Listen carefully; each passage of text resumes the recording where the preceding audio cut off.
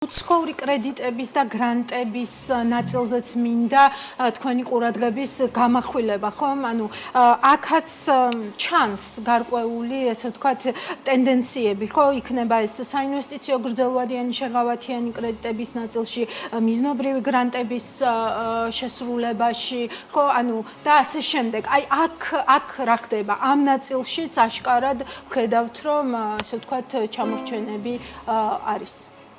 ანუ პირველ რიგში ძალიან კარგი გადასვლა ელენე, პირველი ჩვენ რო შევხედოთ ამ სახელმწიფო ბიუჯეტის ამ შემოსულობების ნაწილს თლიანობაში, ჩვენ ვიცით რომ თუ გვაქვს ასე ვთქვათ შემოსავლებში, საგადასახედო შემოსავლებში დანაკლისი, რესურსი ამის ასე ვთქვათ დაბალანსების არის სწორედ სხვა ტიპის შემოსულობები, ეს არის ვალდებულებების და ეს არის სხვადასხვა გრანტები და აქ ხედავთ რომ აქ არანაკლებ ასე თქვა ძიმეს ვერ ვიტყოდი, მაგრამ საყურადღებო სიტუაცია აშკარად განსაკუთრებით საგარეო ახალი ვალდებულებების აღება არის მგონი ყველაზე დაბალი არის შესრულება იმ გეგმაში, რაც ისი შედეგებიც ჩვენ ვნახეთ და აქ შემდეგს უნდა დავაკვირდეთ 50%-ია, როგორც ხო, როგორც მახსოვს. და აქ ძალიან საინტერესო ელენე შემდეგი სიტუაცია მესახება თუ საგადასახადო ნაწილი ვერ შესრულდა, იმისთვის რომ არ მოხდეს ეს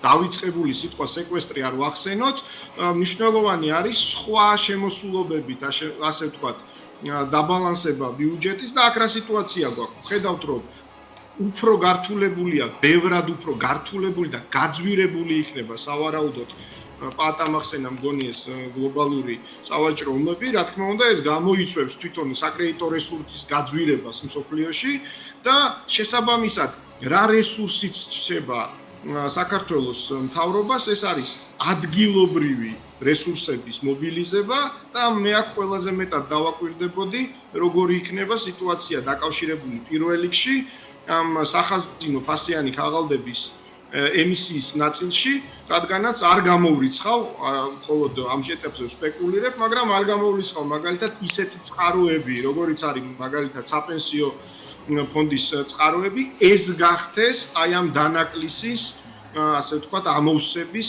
შესაძლებლობა, მაშინ როდესაც ერთი მხრივ ვერ იკრიბება საკმარისი გადასახადები და მეორე მხრივ საგარეო დაფინანსების წყაროები არის ასე ვთქვათ გაძვირებული და გართულებული და ერთსაც დავამატებ ჩვენ არ უნდა გამოვრიცხოთ რომ ასევე ის სტრატეგიული აქტივები რომელიც სახელმწიფოს გააჩნია მათ შორის ამ თემით სპეკულირება დაიწყოს რომ იქიდან გამომდინარე რომ ჩვენ გარე მიზეზებით ჭყალებში გვიჭირს ეკონომიკური მდგომარეობის დასტაბილურება, მოგვიწიოს სხვადასხვა ტიპის სტრატეგიული აქტივის გასხვისება, რომელიც ასევე ასე ვთქვათ შეავსებდა იმ დანაკლის საბიუჯეტო შემოსავალს. გიორგი, კიდევ ერთ რამეს დავაზუსტებ თუ შეიძლება, აი ბიუჯეტის მხარდამჭერი კრედიტები, ხო? აქ საპროგნოზო, ესე ვთქვათ, მაჩვენებელი იყო 69 მილიონი და 0% არის ათვისებული. ანუ ეს რას ნიშნავს, რომ არ დასჭირდა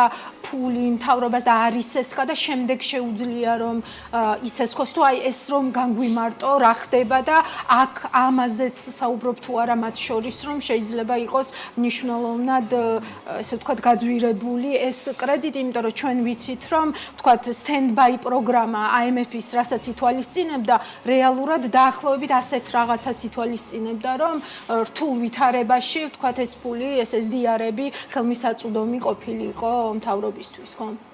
ამ შემთხვევაში ჩემი ვარაუდია ელენე რომ ეს არის ესე ვთქვათ ეგრეთ წოდებული საბიუჯეტო მხარდამჭერი პროგრამები, სავარაუდოდ ეს არის ევროკავშირის მე მახსოვს შარშანი იყო დისკუსია რომ ჩვენ არ გვჭირდება მთავრობა თვითონ როდესაც ესეთი პოლემიკა მიმდინარეობდა ევროკავშირის დელეგაციასა და მთავრობას შორის მაშინ იყო